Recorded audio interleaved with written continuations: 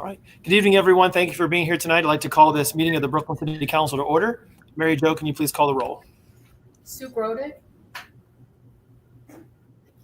Yep. Some of you are muted, so can you unmute yourselves? Here.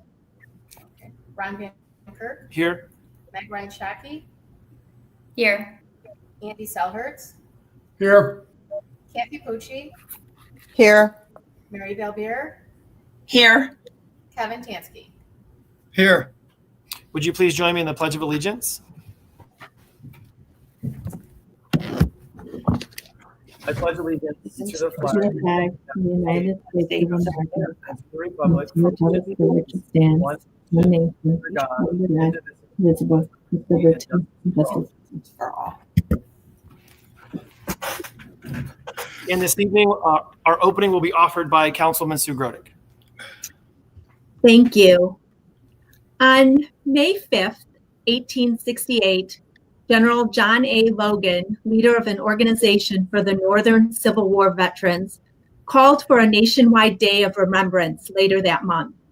The general proposed that May 30th, 1868, be designated for the purpose of decorating the graves of soldiers who died in defense of their country during the Civil War, and whose bodies laid in almost every city, village, and churchyard of the land.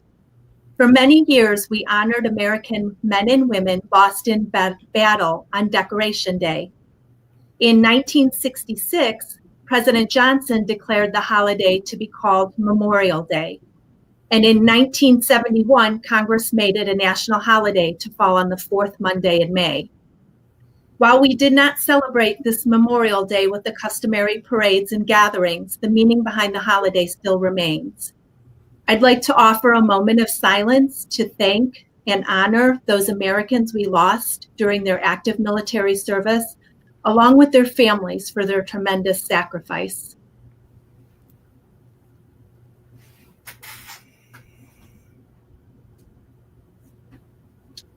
Thank you. Thank you, Mrs. Grodick. We do have some minutes for approval tonight, and that is for our minutes dated April 27th, 2020. Are there any comments or questions regarding those minutes? All right, I'll make a motion that we adopt. Second. Or approve, excuse me. To approve the minutes, Sue Grodick. Yes. Ron Van Kirk. Yes. Meg Ryan Shaki. Yes. Andy Selhertz. Yes. Kathy Pucci. Yes. Mary Belbier. Yes. Kevin Tansky. Yes. Okay, very good. Good. At this time, I'm going to mute everybody just so we don't have any interference. And then when you're needing to speak, just go ahead and unmute yourself. All right. Thank you.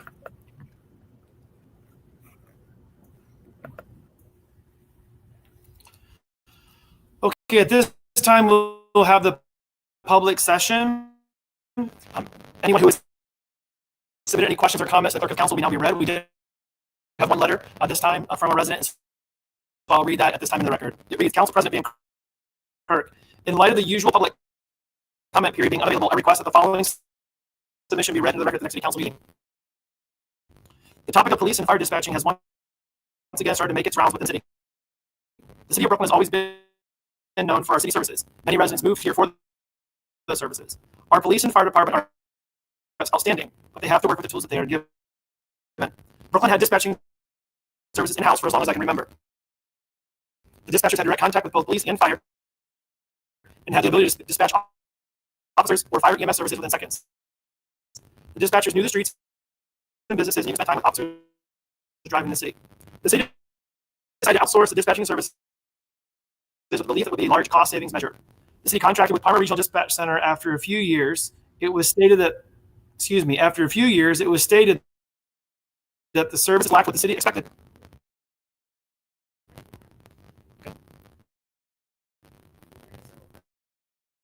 All right. I'm cutting it out. Is anyone else having that issue? You guys hear me? Cutting out. Bad. Okay. All right. I'm going to switch connections here. Give me 1 second.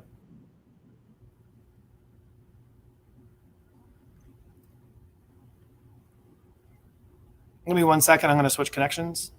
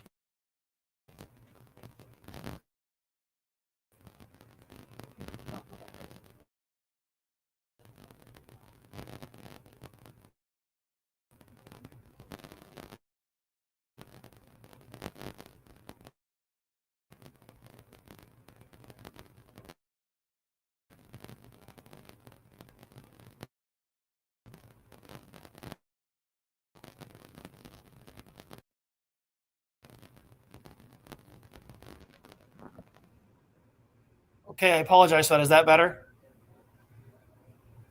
Is that better? Okay. Thank you for letting me know that. I'm going to go ahead and start back from the beginning of this letter since I'm not exactly sure where I cut out. So I apologize for that. Council President Van Kirk, in light of the usual public comment period being unavailable, I request the following submission be read into the record at the next city council meeting. The topic of police and fire dispatching has once again started to make its rounds within the city. The city of Brooklyn has always been known for our city services. Many residents moved here for those services. Our police and fire departments are outstanding, but they have to work with the tools they are given. Brooklyn had dispatching services in-house for as long as I can remember. The dispatchers had direct contact with both police and fire and had the ability to dispatch officers or fire EMS services in seconds. The dispatchers knew the streets and businesses and even spent time with officers driving the city.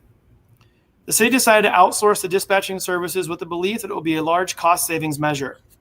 The city contracted with Parma Regional Dispatch Center. After a few years, it was stated that the services lacked what the city expected, and they moved to Chagrin Valley Dispatch Center. If you call for emergency services now, you are talking to someone at Chagrin Valley Dispatch. These dispatchers do not know the streets or businesses or city borders. I've experienced this firsthand as I called 911 for a senior citizen who was found lying on the street after a serious fall. I was told the address I gave the dispatcher was not in our city. I was at the intersection of West 66 and Ardmore in the heart of the Brooklyn Acres. This is a regular problem that many have spoken of. Difficulties in dispatching mutual aid and medical issues is a major concern. Brooklyn Fire and EMS have called for mutual aid at a rate of roughly 3 to 1 compared to other cities in our area. This is not a negative opinion of our safety forces, only a factual review of stats. Chagrin Valley Dispatch Center serves 16 other communities with more than 125,000 residents. The flaws in their system and the size of their responsibilities to other cities have me concerned that we fall short of what we had and deserve. Delays and confusion dispatching to our emergencies will cost lives. The cost of dispatching have gone up drastically each year since 2016. In 2016, $212,000. In 2017, $228,012. In 2018, $338,706. In 2019, $361,344. In 2020, year to date, $503,983. The city never realized the savings they believed they would. 2016, 17, and 18 totals come from the city through a records request. 2019 and 20 totals come from the city website under the Board of Control minutes. I respect the attempt to save tax dollars, but this has been a failed experiment. The regular delays in dispatching can and will cost lives. What if your family member is the one waiting for life-saving services? Think about it. It is time to bring safety services dispatching back to Brooklyn. I respectfully request this be reviewed in a public forum to be as transparent as possible. I also request anyone who has had issues to share them with the city. Respectfully submitted, Robert Slattery. All right, and that was the only email or contact that we had that were regarding the public session. At this time, we'll now move on with reports of committees, commissions, and boards. We'll begin this evening with the Domestic Abuse Commission. Councilwoman Ryan Shockey. Thank you. I was able to tune in to a Zoom conference about COVID and child abuse that was available through the COVID-19 Task Force on Domestic Violence. 3 experts weighed in on this topic and the challenges and opportunities that come with child abuse and the stay-at-home orders that most states had in March and April. Challenges include mandatory reporters, including but not limited to teachers, coaches, and youth pastors, not seeing the kids in person for several months, the safety of employees who do home visits, and even professionals questioning to take kids away from their family in severe cases when family members may be less able to help out due to the stay-at-home orders and COVID situation. However, COVID-19 has increased knowledge of what public health is. In Ohio, for instance, Dr. Acton, the director of Ohio Department of Health, has been a part of nearly every news conference that Governor DeWine has held regarding COVID-19 and has included some public health orders.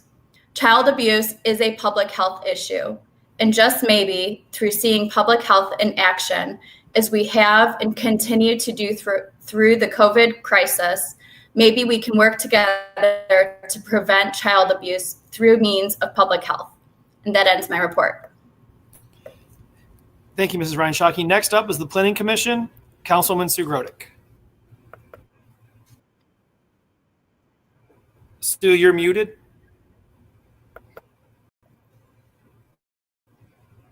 There we go, right?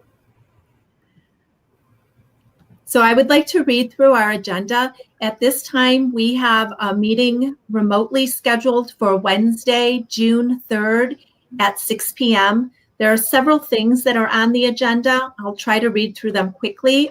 They are on public notice and they are on the city's website. We have a request for Wagger signs for a wall sign for TRG Multimedia at 1 American Road. We have a request from Ohio Machinery doing business as Ohio Peterbilt for a conditional use for tractor sales on a general business district at 9500 Brook Park Road. We have a request for Ohio Machinery doing business as Ohio Peterbilt for a temporary banner for 6 months at the same address, 9500 Bidoff. We have a request from Mukesh Argwal for a preliminary site approval for Loving Cup at 4476 Ridge Road. We have a request from North Coast Architects for final site approval for the Avenue at Brooklyn at 4700 Idlewood Drive. We have a request from Premier Brooklyn LLC for a conditional use for truck and trailer parking for Ruan and XPO neighboring businesses at 4600 Tiedemann in a limited industrial district at 4650 Tiedemann Road. We have a request from Premier Brooklyn LLC for site approval at Ruan at 4650 Tiedemann Road. The public is invited to view this meeting live. You can get to it through the city's website, brooklynohio.gov, and click on Watch Us on YouTube and click on Videos. The public is also encouraged to contact Dawn Neal for any comments or questions prior to the meeting. Her email is dneal@brooklynohio.gov. And that ends my report. Thank you, Mrs. Grodick. We'll stay right there with you for reports of council. We'll begin with Mrs. Grodick this evening. Oh, all right, let me switch to that. Thank you. First, I'd like to give a little shout out to my second graders. We have been conferencing together on Tuesday evenings. And so I had to switch our schedule a little bit, and I had to explain what city council was and why I couldn't do our virtual conference today. So there might be a few of them watching tonight. And I'd also like to comment about the signs that I'm seeing as I drive around Brooklyn. Like you, I'm noticing signs on the lawns acknowledging the many folks who work at the Cleveland Clinic and live here in Brooklyn. I'm sure there are also a lot of residents who are working for university and metro hospitals. I just think these signs are an awesome example of how many of our residents here in Brooklyn work in the medical field. I imagine many of us have medical workers in our families. My sister-in-law lives here in Brooklyn and has been a proud nurse for the Cleveland Clinic her entire career. And I'd just like to take a moment to publicly thank all the medical workers, especially our residents, for being on this unexpected front line that they've found themselves on. And I did this at our last meeting, but I also would like to thank the mayor and our city directors and our chiefs again. You have all gone above and beyond to keep everybody in Brooklyn updated on everything that's going on. Mayor, I feel that you really have put the safety of staff and residents first in your decisions that you've made during this pandemic. And I really appreciate and respect that. And probably most importantly, I look forward to all of this being part of our history and behind us. And I'm sure everybody else is looking forward to that too. And that concludes my report. Thank you. Thank you, Mrs. Grodick. Next up is Mrs. Ryan Shockey. Thank you. I want to take the time to thank State Representative Bride Sweeney for her daily updates on Governor DeWine's press conferences. Well, these conferences have become nearly a daily part of the day in my household. There are days where we miss them or get busy, and work work and miss some details. Representative Sweeney sends daily updates to local leaders in our district that we can answer questions we might get from our residents. I also want to remind you that her office is open for questions. If you're having with unemployment, need to speak to Job and Family Services, have questions about the reopening of Ohio, or anything else on the state level, please reach out to Representative Sweeney's office. Her phone number is 614-466-3350, and her email is rep14@ohiohouse.gov. And like Sue, I want to thank Mayor Gallagher and her administration for keeping council in the loop. Our administration has continued to make difficult decisions, and I really don't think we could have a better team navigating Brooklyn through these unprecedented times. And finally, I want to take a moment to remind residents, I mentioned this at the last meeting as well, about the COVID care line that was set up for Ohioans. May is Mental Health Awareness. And with the ongoing COVID situation, I think it's important to remind everyone that there is help out there available for you. If you're struggling with mental health concerns due to the ongoing stress of the pandemic, please call 1-800-720-9616. All calls are confidential. And that ends my report. Thank you. Next up is Mr. Selhertz.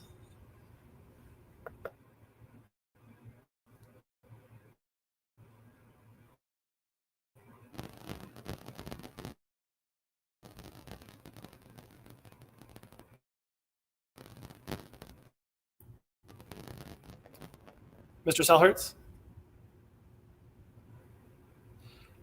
All right, apparently he's having some issues. That's fine. Oh, are you? We're good. All right, there we go. Go ahead. Sorry. Just a couple notes. With summer coming around, we've seen residents mention an issue about speeders, Delora, Northcliffe, Archmere. I know Chief Milky's looking into it, and they seem to have a temporary solution last year, doing tickets and everything else. I think we're going to have to get that issue addressed once again. Beginning of the month, after the last council meeting, on the next following day, went out to Geauga County, and we picked up supplies for Keep Brooklyn Beautiful. So we're going to actually do some cleanup still when we can. We picked up trash bags, pickers, vests. So we have a lot of stuff that we got through our affiliation with Keep America Beautiful. We're just going to have to figure out times and places and try to do this socially distanced, and also try not to get involved with picking up things that we don't know about. So it's going to be like a delicate operation.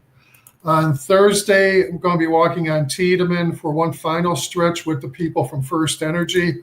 Hopefully we can figure out what they still have to do and not do to get a project that's been going on forever and ever. Didn't know it was going to be that difficult. And thank you to the people that volunteered today at Bubba's Yard. Turnout was not as much as last month, but there's still a sizable turnout, and it's good that it's there, but it's also sad to see. So thank you to all the volunteers that were there today. And that is it. Thank you. Thank you, Mr. Selhertz. Next up is Mrs. Pucci. Thank you. Good evening. First, I'd like to thank Mrs. Grodick for her reflection on Memorial Day. And I hope everyone was able to take some time yesterday to reflect on the meaning and how important it is for us not to forget those who sacrificed for us and our freedom, and also their families, especially the most recent members of our community, which are Corporal Timothy Knight and Army Specialist Angel Lopez. I'd also like to offer my condolences to the family of Dave Meredith, who passed away. Dave was retired from our fire department, and he was really a great guy, and as some people put it, one of the good ones. There are many things I could say, but just to share a few, his bright smile, his great sense of humor and quick wit, but mostly I will remember his devotion to and his gratitude for his family. I'd also like to thank Chief Paul and our fire department, the firefighters who stood at attention as the procession passed the station. This really meant so much to the family. I would also like to congratulate our graduating seniors and their parents. And I realize that they were deprived of so many rites of passage that they normally look forward to in their senior year. And I know how disappointing it is for not only them, but also their parents. I saw a letter that one of the teachers wrote to a student. And while he acknowledged their disappointment, he also pointed out that they have so much to look forward to. And as they go through life, there are going to be so many more events and occasions that, in his opinion, will actually come to mean more to them than what they missed in their last year of high school. I wish all of our graduates all the best in their future. I've had numerous residents who've asked me about the library reopening, so I'm happy to share that there is going to be a multi-phase opening beginning on Monday, June 1st. There are going to be 13 branches that will be open for either drive-through, window, or curbside service only. The hours will be Monday through Saturday from 9 to 5. Unfortunately, our branch here in Brooklyn does not have a drive-through.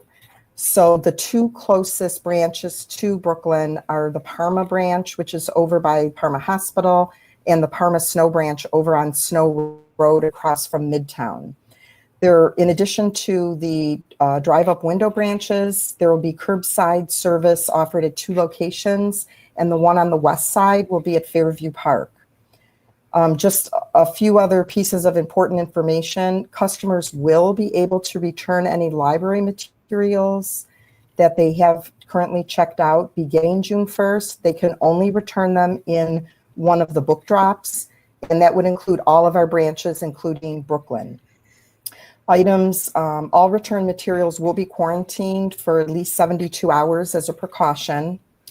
If you did have items that were on hold, staff will begin calling customers on Monday to see where you'd like to pick them up and if you still would want the materials. It's important that you not try and pick them up until you're contacted by the library. In the meantime, there are still so many resources that residents can take advantage of. In addition to our extensive digital collection and research databases, there are virtual author events and our kindergarten club, which is so vital in preparing our students to transition into kindergarten club, is now a video series that you can access online. The web address is cuyahoga-library.org. I too would like to thank the mayor, directors, chiefs, department heads, and all of our employees who have put in a tremendous amount of effort during this unprecedented pandemic. And lastly, I'd like to welcome our new firefighters and police officers. I wish them all a very healthy, lengthy, and safe career in our community. And that completes my report. Thanks. Thank you. Next up is Mrs. Belbier. You got to unmute yourself, Mrs. Belbier, and you're good. There you go. Thank you. I too would like to congratulate all the graduates this past weekend that graduated from Brooklyn High. They were able to walk across the stage and receive their diplomas. I know they got cheated this year. So many students seem to have gotten cheated in so many ways, but I think this will make them stronger. And I'm very proud to see I was very proud to see all the cars that were backing them and had all kind of wonderful congratulatory sayings on cars and horns beeping. And I only wish the best for our Brooklyn students. It was an honor. It's an honor to be in this city and to hear everybody, congratulating them. I'd also like to mention, because I forgot that I had a report on the Brooklyn school system here, that you can go to the website, the Brooklyn website, and you can see all the academic awards and all the music awards and all the scholarships that the kids received that worked so hard through the year and received them. And I guess the graduation video will be ready next Sunday. So you can go and go to the website and actually, visually see that. The school board approved a resolution to name our stadium after Coach Younger. And also, and lastly, they are looking for a new superintendent, which hopefully they may have this week, fingers crossed. I'd like to also congratulate our new police officers, our new fire department for everything that they've done. They, the new hires. It's wonderful to know that, we can continue with the wonderful city that we have, our wonderful, safe city. I'd also like to thank all our nation's veterans for all the service that they've done for our country. The Vietnam veterans, sometimes they feel that they're shortchanged, this and that, but we have such a wonderful country and so many wonderful veterans that have given their lives, their families that have sacrificed so much. And it was a beautiful weekend to honor them. And I thank our city and all the workers that did such a beautiful job making it so beautiful. Our city just looked wonderful. The grass was so green, the flags and everything. It's an honor to be in this city. So I also like to thank some of our current heroes, that are fighting a different kind of war, the pandemic war. These are on the front lines, the doctors, the nurses, the cashiers, the service people, the restaurant workers, everybody. They're fighting a new kind of war. And I'd like to say thank you to them. Lastly, since things are kind of lifted nowadays, it seems like you notice there's more traffic on the road. Stores are getting a little bit more busier. The lockdowns are slowly diminishing, are being lifted. Churches are going to be starting to be opened. But you know what? We can't let our guard down on this. It's very important to respect and to know about the social distancing and to do it and to wear your masks.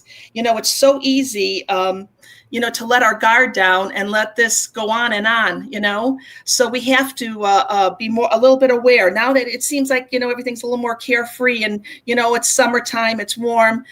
But we really need to do that. We really need to wear that mask in the store and make sure we continue to wash our hands. This past weekend, I was in another county. And one thing I noticed is it was overcrowded in the restaurants and nobody would seem like practicing social distancing or wearing masks. And I talked to one of the residents out there and she happened to say, over the week, in the last week, there were 38 new COVID cases. So, let's not let our guard down.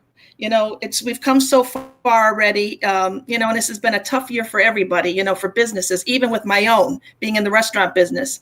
It's just, it's an unbelievable year.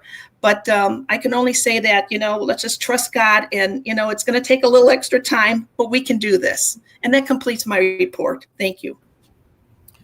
Thank you, Mrs. Balbier. Next up is Mr. Tansky. Thank you. I want to give a special shout out and a huge congratulations to the entire Brooklyn High School senior class of 2020. These kids worked so hard during the year and have missed out on so much of their senior year, including graduation, prom, spring sports, banquets, spring musical, and I know I've been missing a few. And just hanging out with their friends and enjoying their senior year together. Senior class had wished for a traditional graduation ceremony as this was the first choice. However, it was decided that each student receive their diploma awards individually in a virtual graduation ceremony in front of school staff and a few family and friends in the school auditorium. They really deserve to be honored and congratulated for their hard work they put throughout the year. We are very proud of the graduates of the class of 2020 and wish you all success as many of you head off to college or whatever you pursue. Again, congratulations, good luck to all of you. I would like to thank Dr. Mark Glykoff, who served as Brooklyn School Superintendent the past several years as he leaves Brooklyn to serve in the same position of Lakewood Schools in Columbus, Ohio. Also, Mr. William Wingler, who served as high school principal for the past 3 years and accepted a position in the Strongsville City Schools. Thank you for your dedication to all the students in the Brooklyn City Schools, and best of luck to both of you as you move forward. And that concludes my report. Thank you, Mr. Tansky. I too am grateful for the sacrifices that so many people have made, both past and present, to ensure that the liberties that we have and the freedoms that we have are protected. I trust and pray that each Brooklyn resident took some time over this past weekend to remember and be grateful for those who paid freedom's highest price, and that's giving of their life. The scripture tells us in John 15:13, greater love hath no man than this, that a man laid down his life for his friends. I also pray that our nation, no matter what the situation, never loses sight of both the worth and the costs of freedom. As I stated in a previous meeting, Benjamin Franklin said this: those who would give up essential liberty to purchase a little temporary safety deserve neither liberty nor safety. So I say thank you to the brave men and women who forfeited their own safety so that we can have the liberties that we enjoy today. In regards to the letter that was read at the start of the meeting, at this point, I'm not going to debate any of the points being made. If necessary, an in-person meeting would be more appropriate venue for such a conversation. And if the mayor and the directors would like to comment on individual items, they're welcome to do so.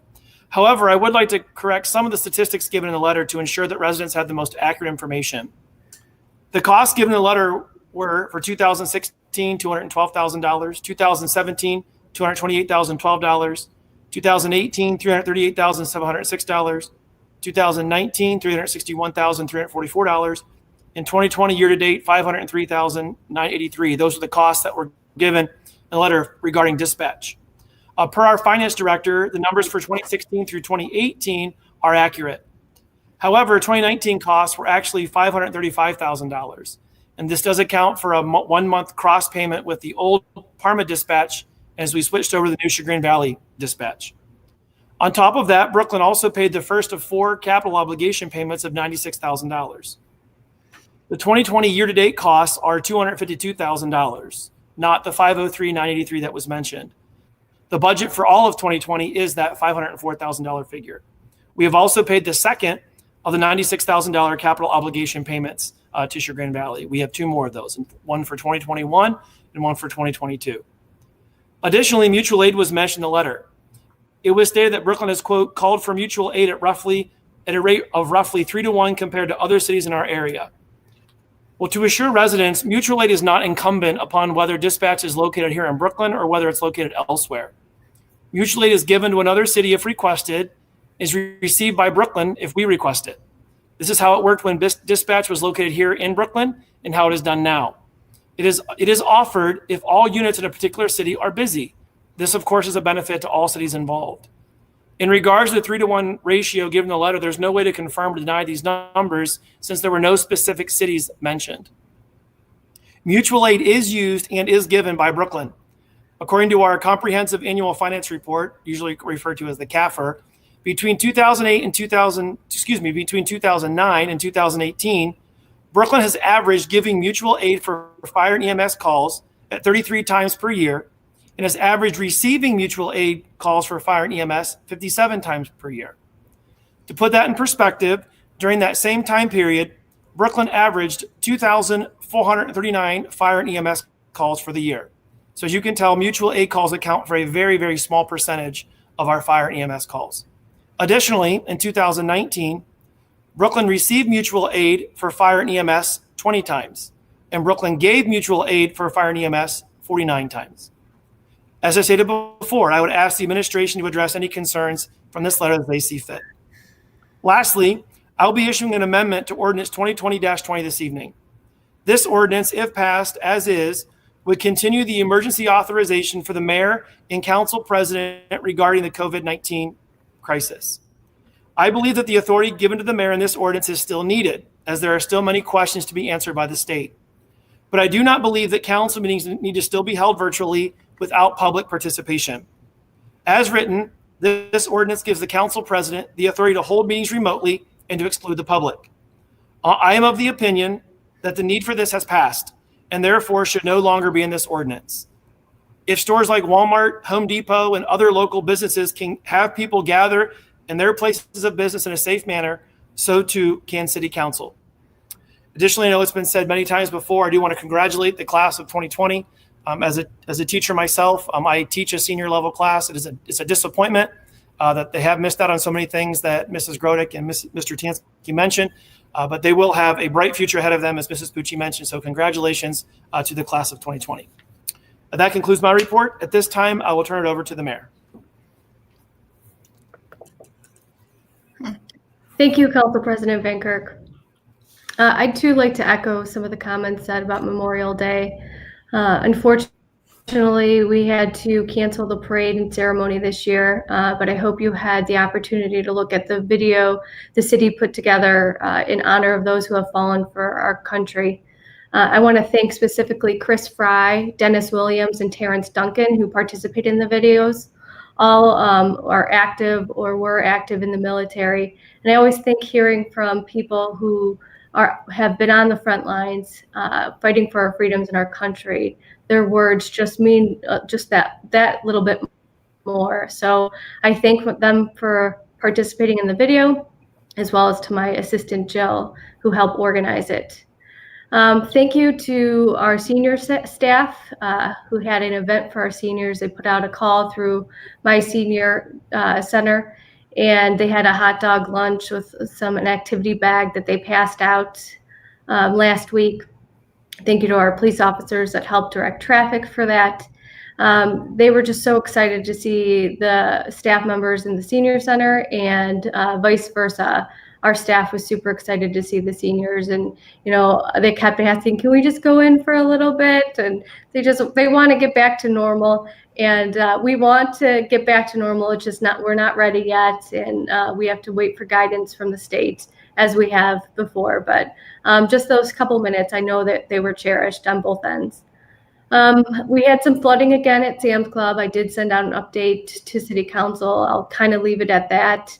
If you have any specific questions, then what I did not address, I try to give a timeline, especially for people who have not been here throughout the span of all the flooding on the city's end talking about this.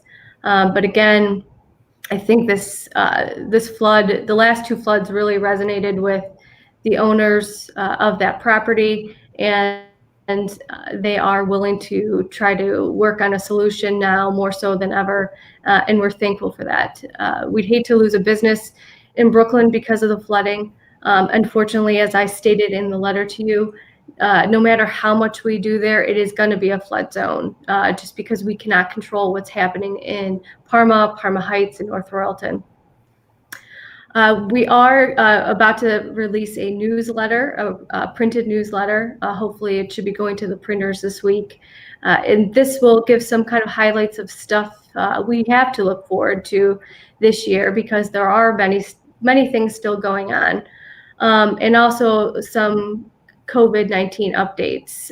We have gotten to a position where we're able to make some yearly decisions with this. So we have updates, especially for the rec center in the senior center. And I know Jack's on this video, and he's going to give an update. He sent you all his draft plan, which he will probably go over tonight or answer questions if you have any. And so that's where the bulk of the questions are being directed right now, is at the recreation center level. I also want to congratulate the class of 2020. Next weekend, I would typically be sitting on stage as they go up and get their diploma. And honestly, it's probably one of the best events that I get invited to. It is sort of a time for me to reflect on, just looking back at that period of time and what I've been able to accomplish in my life, and what I was doing and sitting in that seat. And it kind of gives me a little bit of disappointment for them, because although all of us here are able to participate in that, they'll never know what it's like to go through that ceremony and get honored. So I apologize to you guys for having to go through this. It's unfortunate, but you'll get through it, and you'll be better for it. And hopefully your video can kind of commemorate this a little bit better next week. One thing I do want to talk about is the dispatch. I did send an email out updating council, providing documents, especially for those who were not around when we made the decision to move to Parma or to Chagrin Valley. I don't think this is the best time to be talking about moving dispatch. And the reason I say this is because when we had the opportunity to finish out our contract with Parma Regional Dispatch, I know the two chiefs, myself and the finance director at the time, took that decision very seriously. We put a lot of work and a lot of effort into looking at our options, including bringing dispatch back to Brooklyn. And ultimately, the decision was made with City Council support at the time to move to Chagrin Valley Dispatch. We have made a financial commitment on the capital cost side, but aside from that, it doesn't come down to just money. There are services that are being provided that we were not providing here. And you could see a clear difference in our capabilities being a regional dispatch center, especially through this pandemic. Chagrin Valley was one of the first dispatch centers to be asking the important questions, going through COVID questions, making sure our frontline responders were ready and prepared for any kind of event that they were going to during this pandemic. They give out weekly updates as what's going on so they could see trending.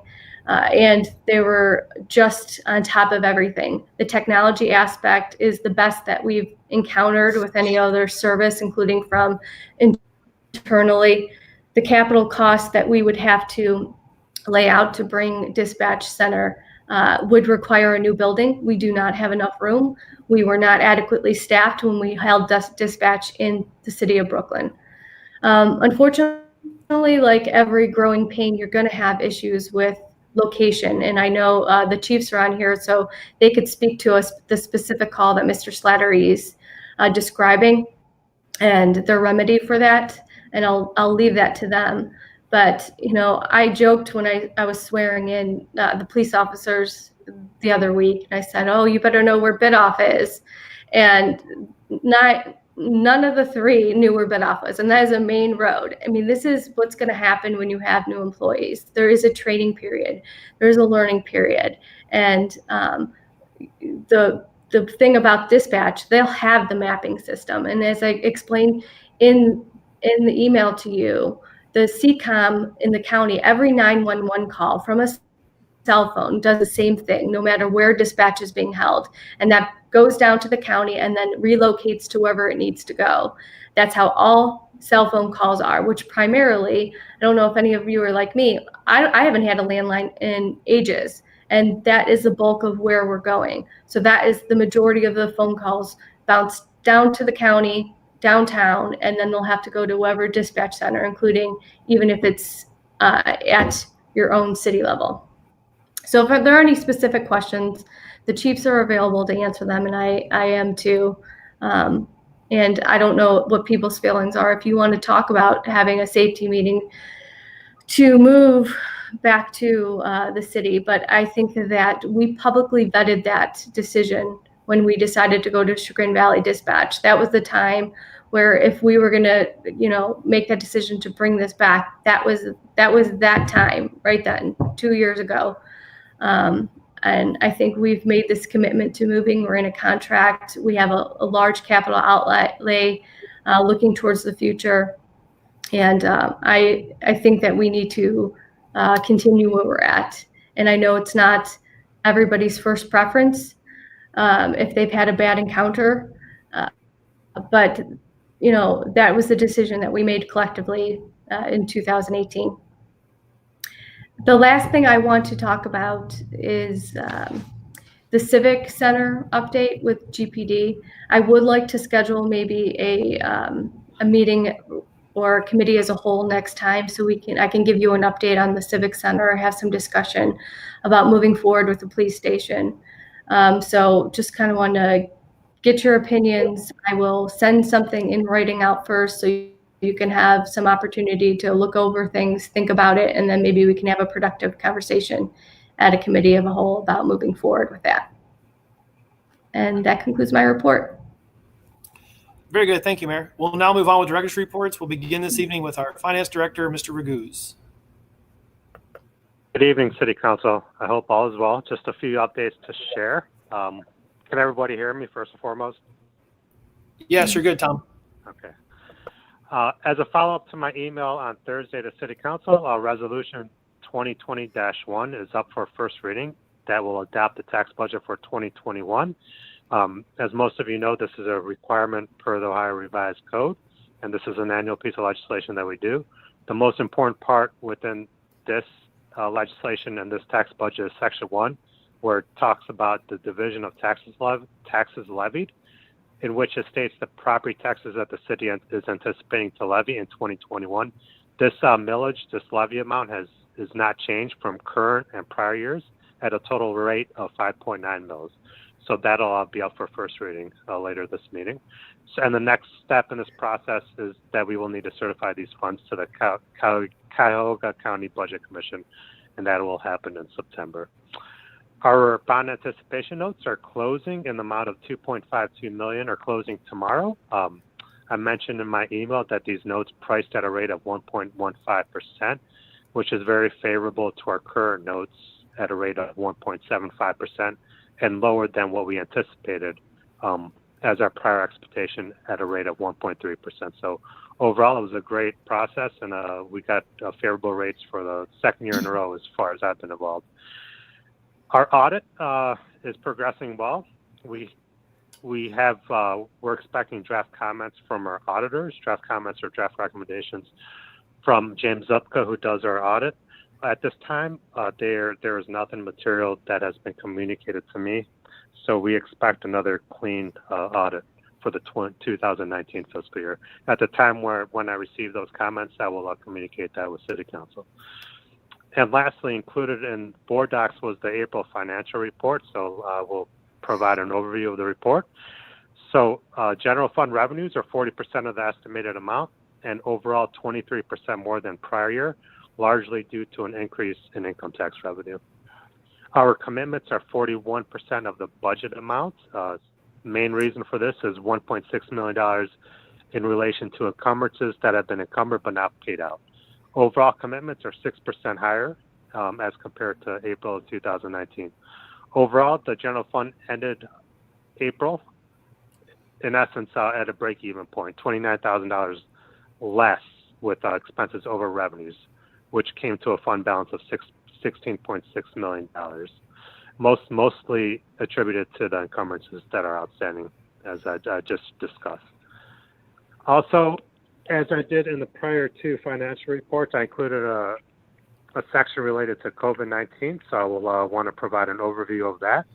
Excluding income tax related portion of that report, our overall revenue loss as it relates to COVID-19 is estimated at $150,000 through April.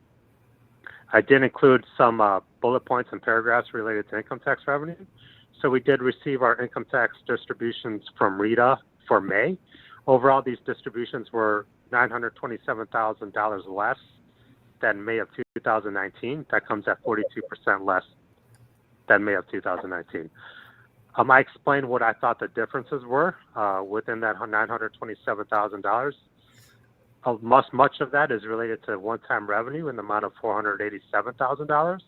A portion of that, approximately $138,000, I believe is related to delaying cash flow since the state delayed the income tax filings from April 15th to July 15th. I anticipate that much of that within the individual and net profit filings, the loss related to that is in relation to the delay in the income tax filing. So we will know more about that in July and August. Also, the remaining piece, I believe there's good reason to believe that it is due to timing in relation to bonus payouts for organizations within the city that we have received in prior distributions and did not receive in this distribution. So overall, I don't believe that much of the income tax loss at this point is attributed to the COVID-19 situation, the economic situation. Obviously, we'll know more as we get our distributions from RETA going forward. Also, on the third page of my report, I talk about a state Senate Bill 310 that has passed the state Senate and is currently in the House Finance Committee, waiting for, I think, a third hearing later this week. What this bill would do, if approved, would allocate an estimated amount of $265,000 to the city. We are waiting on further guidance as to the allowable use of these funds. What we do know, as the legislation is currently written, is that it would require the city to establish a coronavirus relief fund where this distribution will be deposited into. So we'll receive the distribution from the county. The county will distribute us these funds, and then we need to deposit the funds into this coronavirus relief fund. Any funds that are not encumbered or not expensed by the end of the year will need to be returned. Due to timing and as far as the legislative process within the state, the counties within that, it's requiring us to establish this fund, which will need obviously city council approval. So at the time of passage, assuming passage, we will have this on the agenda for city council hopefully at a near future date, and I will be asking for this to be passed on first reading to receive these funds as expediently as possible. And that concludes my report for tonight. Thank you. Thank you, Mr. Raguse. Next up is our Recreation Commissioner, Mr. Abruzzi.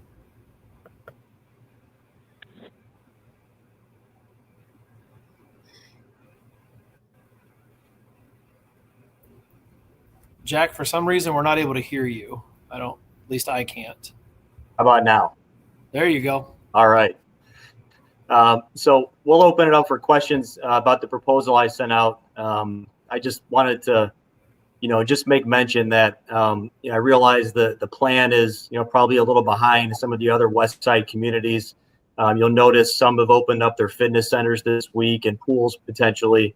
So, there are other facilities opening up, which I've talked to the majority in the area, and, every city's tackling this a little different, based on the logistics that they have to deal with individually. So we're probably being a little more on the cautious side again, which is by design for a multitude of reasons. But, that's kind of our standpoint right now. We did start bringing some maintenance staff back this week. So you'll notice them outside doing more of the grounds upkeep and things like that, prepping for when we do open. So with that, I'll kind of open it up if anybody has any questions about the proposal.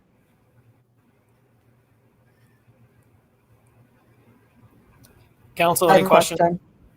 Go ahead, Mrs. Pucci. Thank you. I did communicate with Mr. Abruzzi earlier today, but one of the things I asked was, are we going to have people sign a waiver? I know some other communities are, and I was just wondering if maybe Mr. Butler could just briefly address that issue.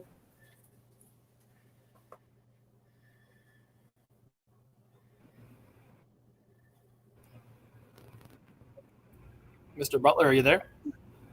I'm here, Mr. Chair. Thank you. All right, go ahead. Yep. Councilwoman, explain the issue of the waiver that you're talking about. So just a specific waiver that I know Medina City is one of them that has a specific waiver that they're going to have patrons of their rec department sign. I know it's available online. Correct. Yeah. So I think for those entities that are concerned about opening somewhat early in comparison with their peers, they're thinking about liability concerns. I can tell you that both houses of the General Assembly in Columbus are also concerned with that kind of liability, and it's my opinion that that kind of waiver is going to be ultimately superfluous, because I think there's going to be state legislation that addresses liability, any liability concerns, and provides additional immunity to any entities that are operating in this climate. So I'm not too concerned about that, I must tell you, and I've given that same advice to Jack and our team. But if it comes to the point where we are reopening without that kind of additional state immunity in place, then we would certainly want to revisit that issue and require those kinds of waivers. I think it would be kind of belts and suspenders at this point until we hear more from the state. And to add an additional 1 or 2 page document in front of a user that ultimately may not be at all necessary, I think would just kind of be off-putting at this point. I think we'd like to just wait and see what happens in Columbus. Okay, thank you very much, Mr. Butler. You're welcome. Anyone else have any further questions for Mr. Abruzzi? All right, thanks, Jack, for putting. Oh, go ahead, Mrs. Grodick. Just really quick, you mentioned a few times draft. When is it going to become the plan? And I'm assuming that you'll be communicating it out the same ways that you've been communicating all your updates so far. Yes. So the plan is to get this out this week. I know a lot of people have been clamoring for dates and everything, and with the other facilities opening up, we need to get something out. So I was just waiting actually for this evening to see what everybody's thoughts were. And if there's no major changes that need to be made, we'll tighten it up in the next couple of days. And I'd like to send something out by Friday. Mm-hmm. Go ahead, Mrs. Pucci. Thank you. Will this make a newsletter that the mayor referenced? So we already have the majority of the cancellations are in the newsletter with the facility info. So yes, it'll just be a matter of updating those cancellation dates. Yes. Thank you. Go ahead, Mayor. I think one thing that you have to keep in mind, I foresee a lot of complaints from regular users with the type of restrictions that we have to put in place and the distancing, the walking in and walking out, the closing of locker rooms. It's going to be very difficult for people to function like they were functioning before. And that is from, following the guidelines, following the recommendations. There are very vast views of what's safe and what's not at this point. It's turning very political. And so I think Jack's caution is well warranted. We've had private conversations about, moving forward. I've said I trust his opinion. And, a lot of recreation commissioners are getting met with mayors saying, open up now. And I said, no, do however you feel comfortable with, keeping the community safe, making sure that you've taken the precautions necessary. And, as he's indicated, we've had some mechanical issues, so we have to fix that on that end. But, residents are not going to be walking into the same facility that they left, and it's going to take some time to get there. But we are following recommendations as best as possible. And with that following of recommendations, there are going to be some changes. So do expect to get some phone calls. I expect to get some phone calls. Jack expects to be handling things. So I just want to warn people going forward, it looks differently. I think the time frame that we're using, if we open up the indoor pool around July 6th, we're going to be open nearly a month, after the majority of facilities. So we'll learn from that. If there's things that we need to take out, before we open. So I think, that's part of the reason for pushing it back as well.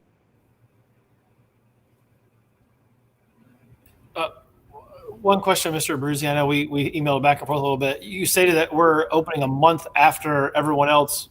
Why is that? Certain facilities. So we'll start to open the parks next week, the pavilions and the athletic fields.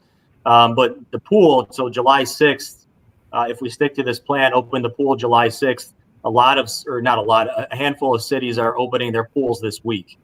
And that is for various reasons. Some cities have had part-time staff on hand continually. They could afford to do so, among other things. I just feel that comfort level with our staff, our building, our operations, I think these dates are feasible. Okay. Thank you. May I be recognized? Yes. I also think it's worth pointing out that there are quite a number of communities that have decided not to open their pool at all this summer. I'm not advocating that for us. I'm just saying, they run the gamut of those who may be opening a little early all the way to those who are not opening at all. Very good. I'm glad we're opening, Mr. Abruzzi, and I appreciate your timeline on that and your work on that. I know that was not I don't think you signed up to have a COVID-19 reopening plan whenever you took this job. So I'm grateful that you have done that. So I appreciate that. Does anyone else have any other questions for Mr. Abruzzi? All right. I know all the directors are on here. That's the only two reports that I have on here for directors. Do any of the other directors need to say anything before we move on to our legislation? Okay. Mr. Van Kirk, Chief Melky, and Chief Paul. Yes, sir. I just want to say my little 2 cents about the dispatch situation.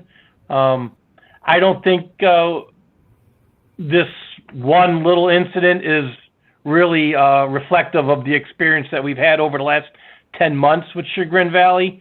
I know Chief Paul and I talk nearly on a daily basis on the dispatch services that we receive, and we're both in an agreement that we're getting better services than we have in the past regarding regional dispatch. I made it very clear when we went to regional dispatch. I've been at this job doing it and talking about it since 2012. I made it very clear to all the decision makers that not having dispatchers from your area that know your city that well is going to be an obstacle that we're going to have to overcome anytime a new dispatcher enters.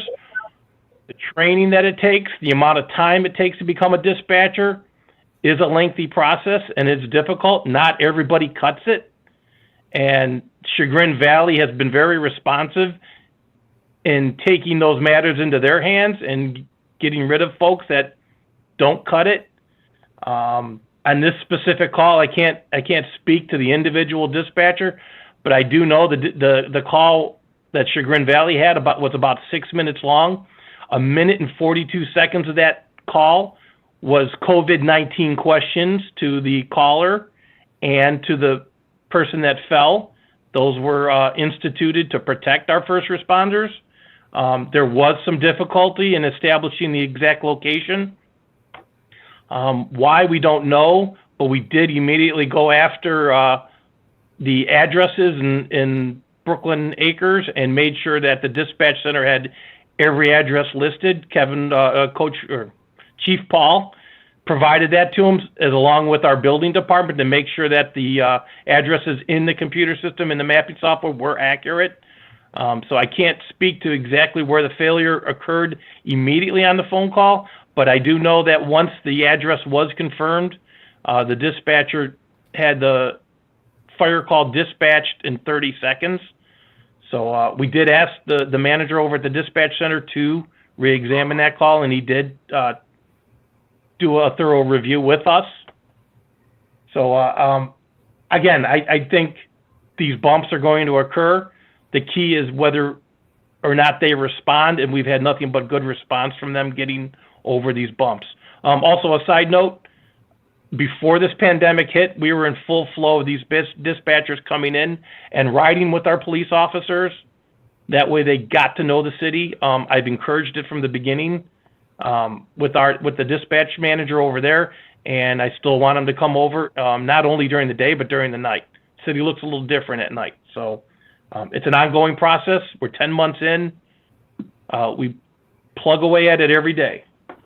Yeah, and hi, Council. This is Kevin with the fire department. It's good to see you all, and good to see that you're doing healthy. And we appreciate all your prayers that you're sending over here to the safety forces. But listen, this wasn't the first call that we've had to the Acres this year, and I have not received any letters from folks over there that there were issues getting to their residents in an efficient manner, and I don't believe that Chief Milkey has received those as well. So like I said, I think this is an isolated incident. We did send them every street address that was over there, like Chief Milkey had said. For whatever reason, the dispatcher, she plugged in Brooklyn Acres, and she basically got the management building over there on Woburn. So that's kind of what she focused on, and kind of, couldn't get back on track from that time period. But just to let you know, it was taken care of right then and there by Nick DeSico, the director of Chagrin Valley, and myself and Chief Milkey. So the hope is to happen again. Just to kind of give you an update at the fire department, we're doing well, knock on wood. We've all remained negative COVID-19, I guess you should say. We are still treating all patients as if they would have it. It doesn't mean that they have it. We're doing good on PPE. The city is providing us with whatever we need, and we really appreciate that. Did a conference call with the folks at UH this morning, so just to know that the numbers are down drastically.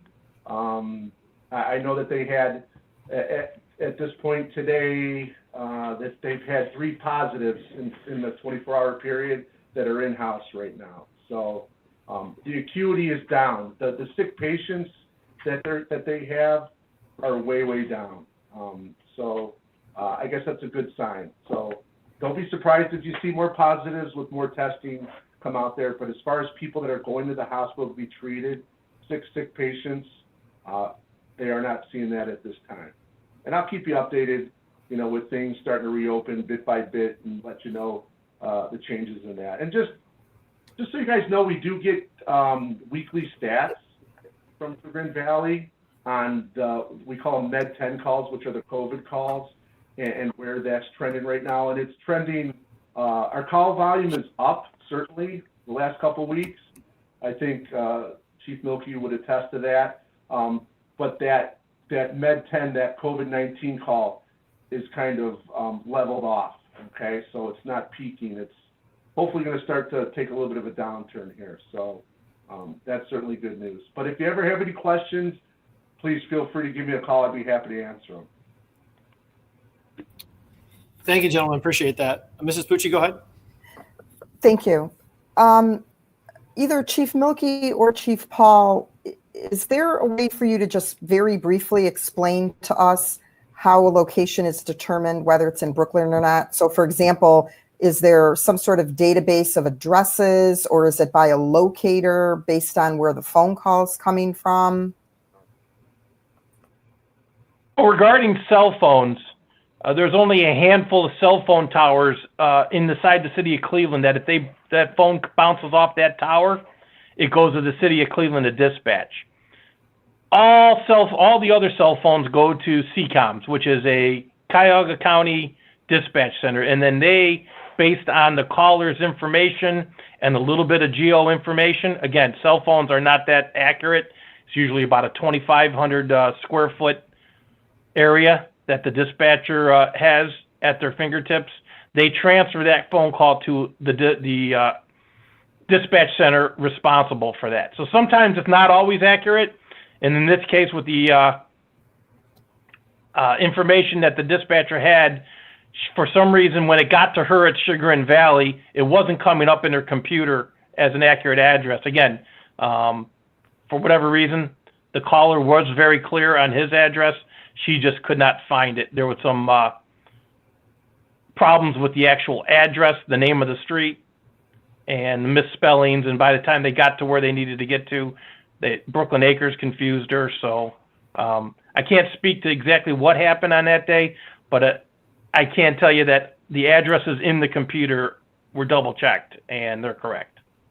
Okay, so just a brief follow-up on that. Does that mean that they have some sort of database that has every address in Brooklyn, and that's what they're looking at first to determine if it's within a city of Brooklyn? Long story short, yes. Okay, and is there protocol if there's like a question, like, I mean, I'm sure you all are aware that, you know, I don't know how often it still happens, but sometimes, you know, Brooklyn would show up on a call and Cleveland would show up on a call if there was some sort of question. So are the dispatchers waiting until they actually have a determination before they dispatch anybody? Or do they dispatch if they're, she thought if it was it's a close close? call, but they should be dispatching when in doubt. That's something that Chief Paul and I have always preached to them, was when in doubt, dispatch us. We'll figure it out. But on this call, for whatever reason, she thought it might have been a Cleveland call and was trying to establish the address with them. But generally, I know on police calls, it's confirm the address. Once the address was confirmed and she was able to find it, she dispatched somebody.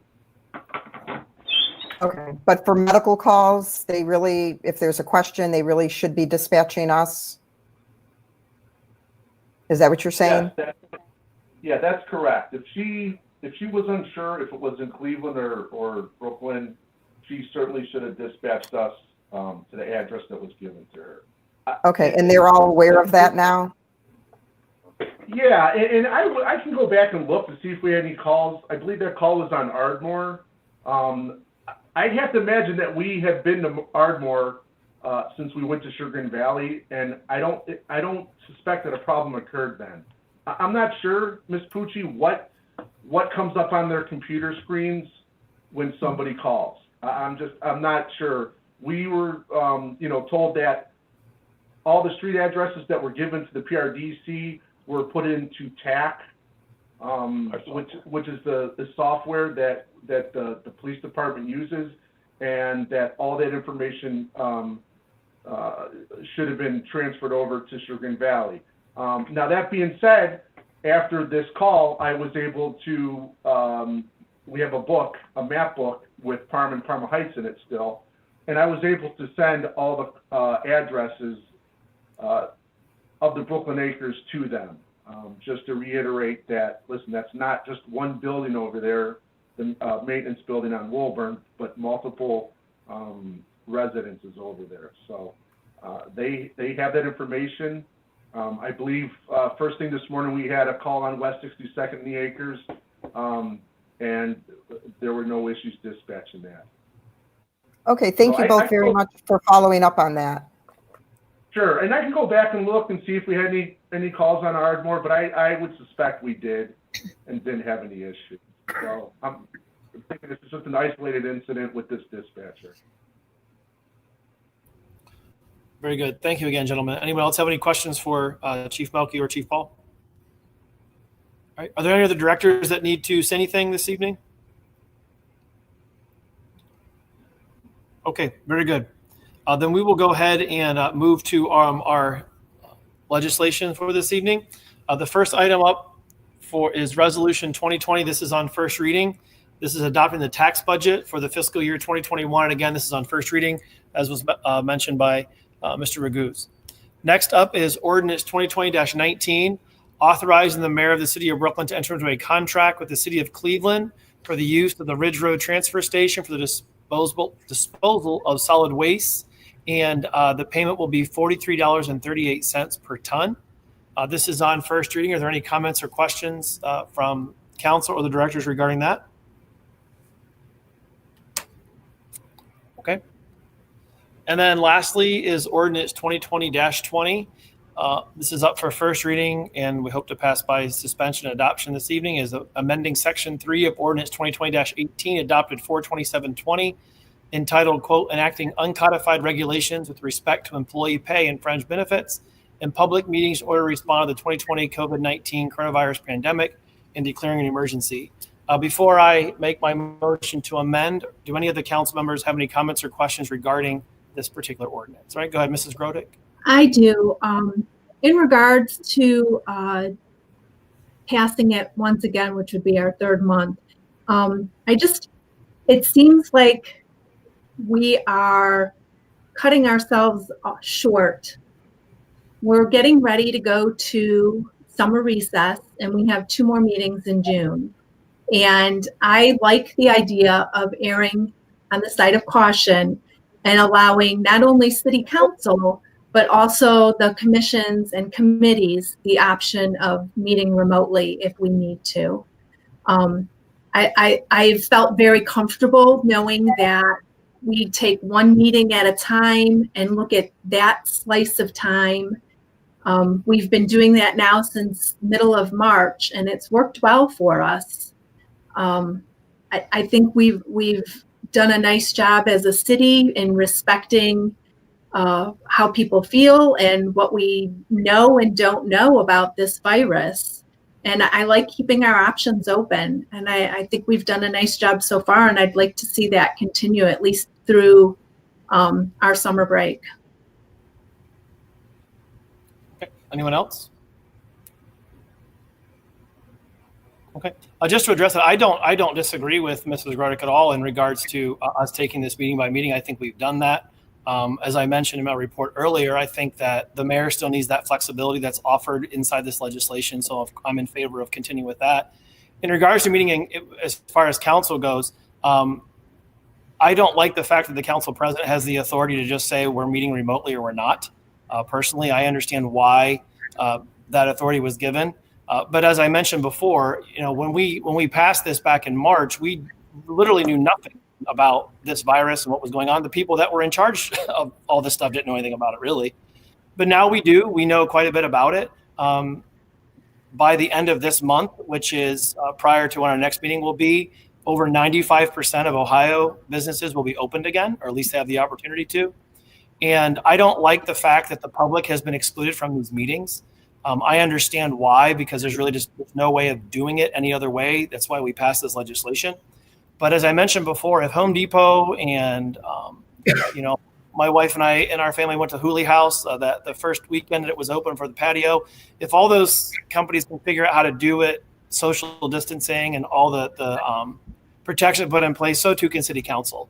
And I think it would make a good statement to the residents of the city that, hey, City Council is opening up again so that people can come and to these meetings and say their piece. And of course, we can still practice the safety that we have before.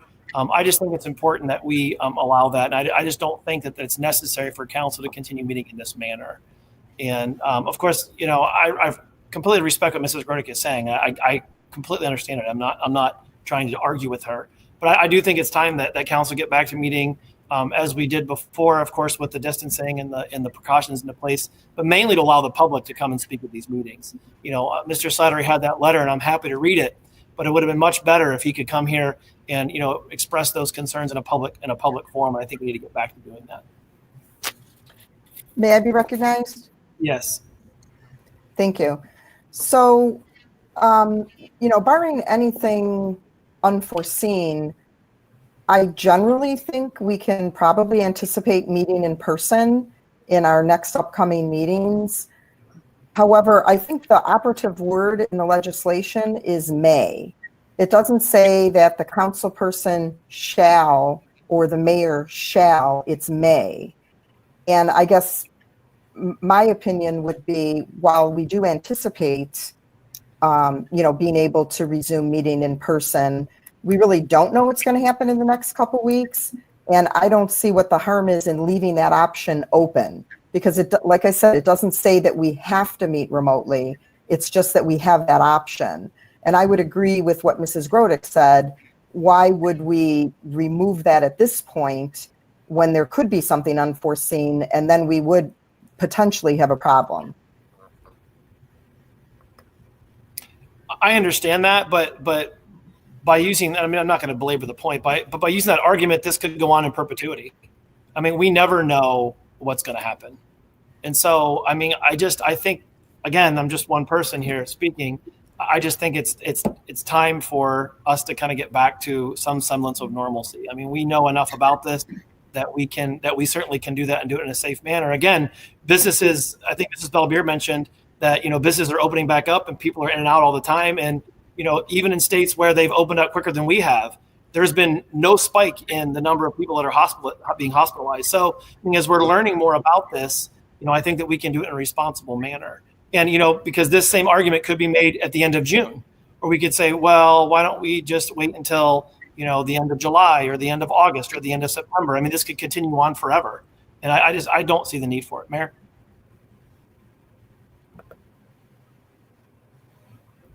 I can't hear you, Mayor. I don't know why you're not. Doesn't say you're muted, but I can't hear you. Yes, it does. Okay. No. If you want to come on in here, you can use my computer. If it's not working. May I be recognized, or is the mayor back on now? So, but this is going to expire the end of June, or the end of the emergency, whichever occurs first. So this would not go on in perpetuity. Right, but what I'm saying is we could at the end of June, we could do this. At the end of June, we could do this again, and we could say the same thing again to extend it through the end of July. You understand what I'm saying? There's always going to be that unknown of, what's going to happen. So I just, again, I'm just one person. I did try to contact everybody individually, and there seemed to be a general consensus, kind of what we were talking about. Again, just speaking with individual people, but that's fine. I'm just stating my what I think. I think we need to get back to having meetings, and I think we need to get back to allowing the public to speak at these meetings. I know that we're on summer break after June, But I would like to see the public back here before the summer break so they can ask questions, make their thoughts known before we're on a 2-month recess. So, Mayor, are you back with us? Can you? I cannot hear you. It's so weird. It's so bizarre.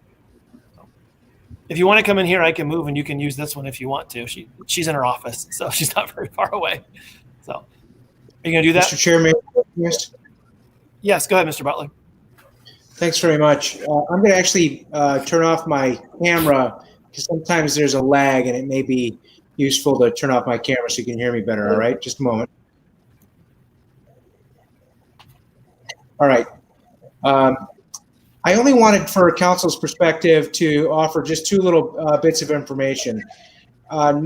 First and foremost, House Bill 197, which was passed very early on in the coronavirus pandemic, is an Ohio piece of legislation that actually followed our March 16 council meeting. It did not precede it; it followed it, and it gave other cities who are bound by the Public Meetings Act the ability to do exactly what we're doing tonight, which is to invite the public into these meetings electronically, give them the opportunity to be heard by commenting in advance, and taking additional comments if possible during the meeting. And it permits you to conduct all the same business that you would normally conduct in an in-person meeting remotely and electronically as you are doing tonight. That extends no later than December 31, or actually, I'm sorry, it might be December 1. It's sometime in December of 2020, or until the governor rescinds the March 9 state of emergency that he declared back in early March. So whenever that rescission occurs is when the Open Meetings Act provisions with respect to electronic meetings would end. That's one bit of advice. That is to say, if you were to revert to simply following state law with respect to your meetings, you could ostensibly still meet remotely. Now, you'd have to get together to figure out when you would want to do that, and that would be between you and your colleagues. But you would ostensibly be able to follow the State Open Meetings Act without having to follow this particular piece of local law. I don't mean to add confusion to the mix. I'm just telling you that that is an opportunity that may still be afforded to you under the prevailing state law, if that's what you might desire going forward. The second bit of information is this. The health director has rescinded her stay-at-home order in favor of guidance for Ohioans to stay healthy and safe. That means that nearly all businesses, as the council president points out, will be open very shortly. There are some notable exceptions, and those notable exceptions relate to operations that deal mainly with mass gatherings. Mass gatherings in Ohio are still by order defined as gatherings of 10 or more people. And the latest health director's order, the rescission of her stay-at-home order, does not rescind the portion of her earlier orders that prevents or prohibits mass gatherings. So whereas hundreds of people may very well be able to go to a Walmart, for example, or a Sam's Club, hundreds of people still under the health director's order are not permitted to attend a party, for example, unless it's heavily regulated like a wedding. We've heard about the recent regulations on weddings. We still don't have very clear guidance as to public meetings and the attendance at public meetings by the public. So, of meeting in person, but then also inviting our public to meet in person, and that may be a violation of the health director's prohibition against mass gatherings. There's not a lot of clarity around Ohio. Most entities, I will tell you, public entities are still opting to meet electronically. That doesn't mean you must. It just means that we may have to wind up being gatekeepers at City Hall to ensure that we don't have too many people in that room. If the public is a little bit of lack of clarity right now, I hope that it's resolved by the time of your first council meeting in June, if indeed you meet in person at that point. But it's still kind of up in the air. I thought I'd only point it out to you just so that you're aware of the things that I'm worried about as it relates to this legislation. That's all. It's not fatal to whatever you're doing tonight, whether you keep the legislation in place as it is, or whether you accept the council president's amendment. You can do either, but it's just something that I'm a little concerned about, and I think we're going to have to nail it down by the first meeting in June, if indeed you meet in person. That's all. Thank you. Council, can you hear me now that I'm on Ron Van Kirk's computer? Thank you. I have two things to say. One is a follow-up to what Kevin just said. This topic came up in last week's conference call with the governor's office about public meetings. Michelle Gilchrist, who is his local representative, made clear that when you go to a public meeting, it's like being considered a business.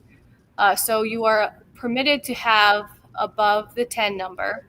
However, you want to follow those protocols laid out for general business, which is keeping social distance, everything that is in that form. So again, as Kevin would say, we have to be the gatekeeper of that.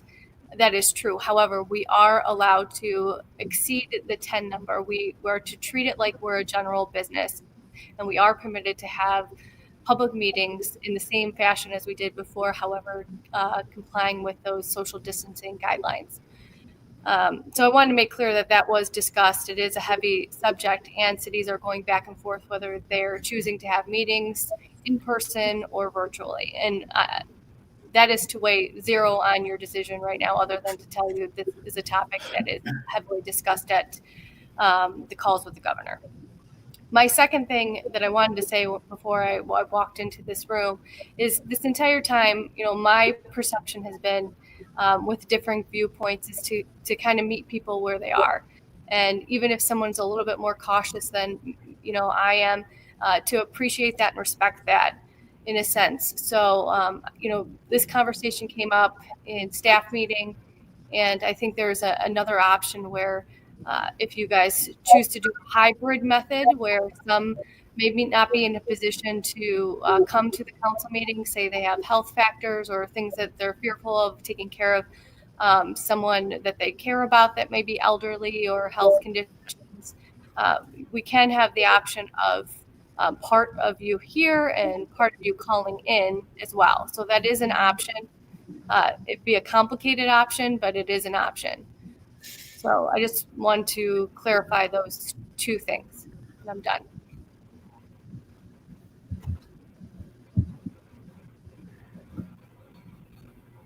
All right, thank you, Mayor. Are there any other comments or questions regarding this at all? Yeah, Ron. No, go ahead, Kev. So if we have a gatekeeper, let me get this straight. Is that gatekeeper going to be for just the meeting room, or is that the entire building? And does that mean so many people in the meeting and then so many people out of the meeting?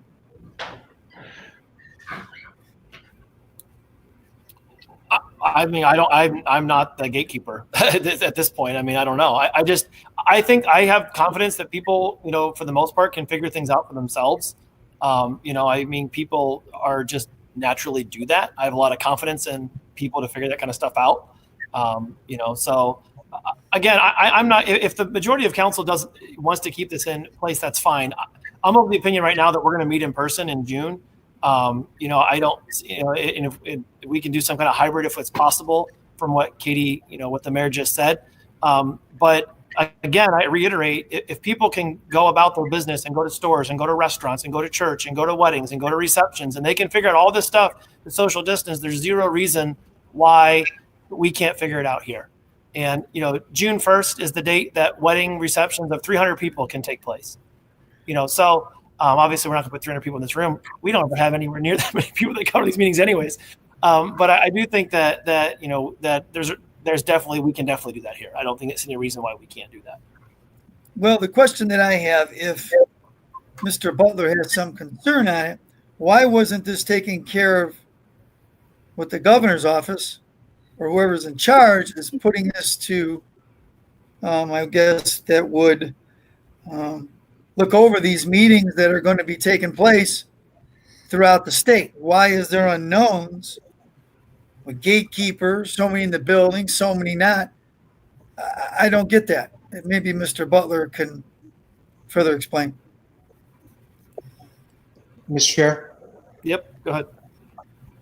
Thank you for the audience. Councilman, I don't criticize the governor's office by any means, and I appreciate that the mayor has learned from his representative here in Cleveland, who's been nothing but helpful, that's their interpretation of the orders. It just, I don't believe that the health director's order has been made perfectly clear on that point yet. And oftentimes it takes a couple iterations in order to get those things made perfectly clear. But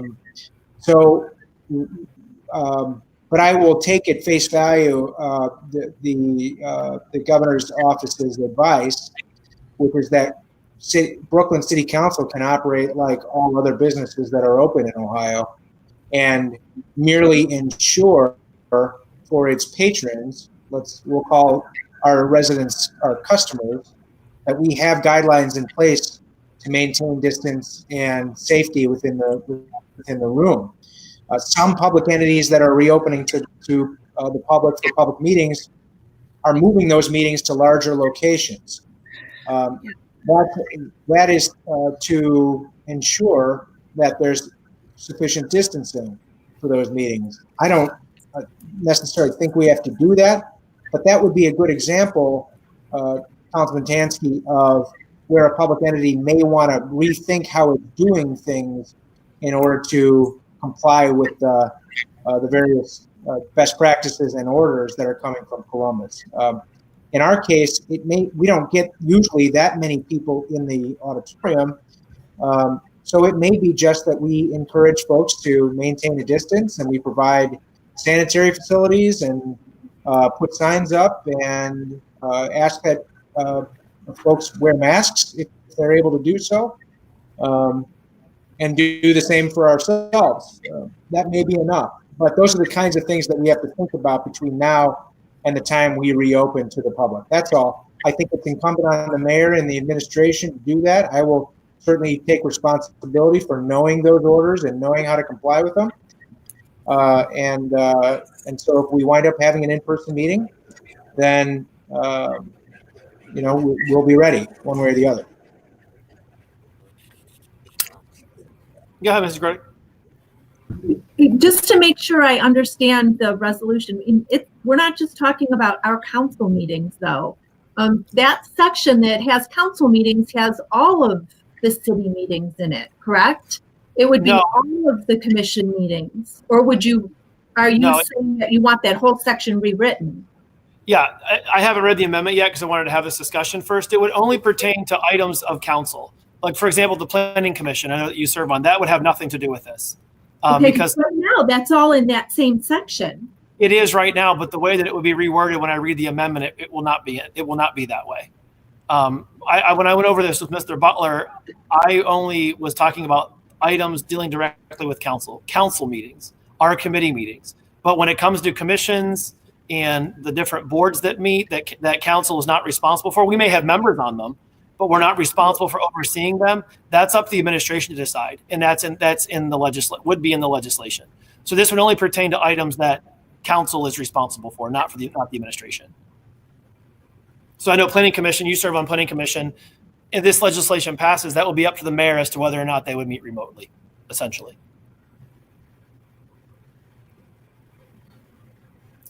All right. Any other comments or questions regarding this? Go ahead, Meg.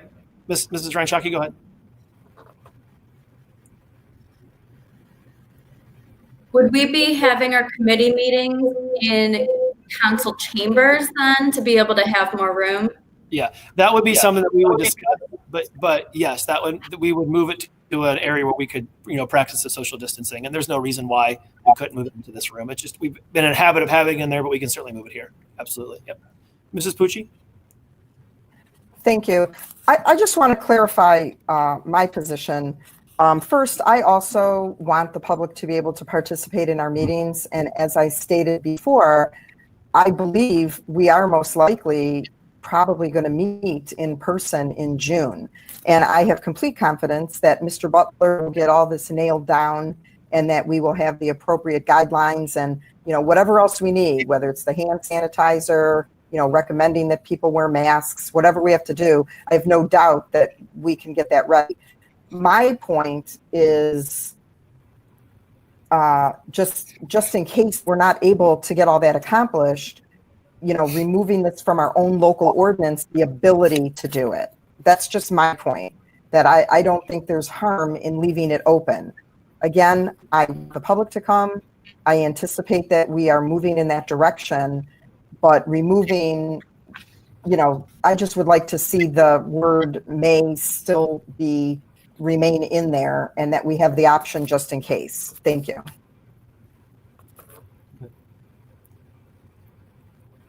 Anyone else want to weigh in at all? Okay.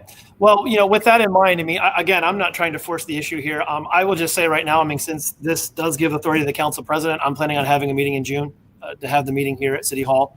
I won't push the issue of this amendment. I'll leave it as is. That's fine through the end of June. I'm not trying to be difficult to work with here. But I am of the opinion that we need to meet here in June. I think it sets a good example for this fact that the city is moving forward. It allows the public to come to these meetings. I have all the confidence in the world that residents can figure out how to socially distance and how to stay safe. They do it every single day when they go out. And I have every confidence the administration will have what they need to have to make sure that is the case. And so, again, I won't even offer the amendment. I'll leave it as is for the month of June. And but just to let council and the public know, at this time, I do plan on having that meeting, that first meeting in June here at City Hall. And just to confirm the date, I want to make sure that I have the right date here. All right, that would be on June the 8th. All right, June the 8th here at City Hall. All right, so with that being said, I will go ahead and withhold the amendment, and I will present the ordinance as it stands. And that is ordinance 2020-20, amending section 3 of ordinance 2020-18, adopted on 4/27/20, entitled enacting uncodified regulations with respect to employee pay and fringe benefits in public meetings in order to respond to the 2020 COVID-19 coronavirus pandemic and declaring an emergency. All right, Introduced by all, suspend the rules. Second.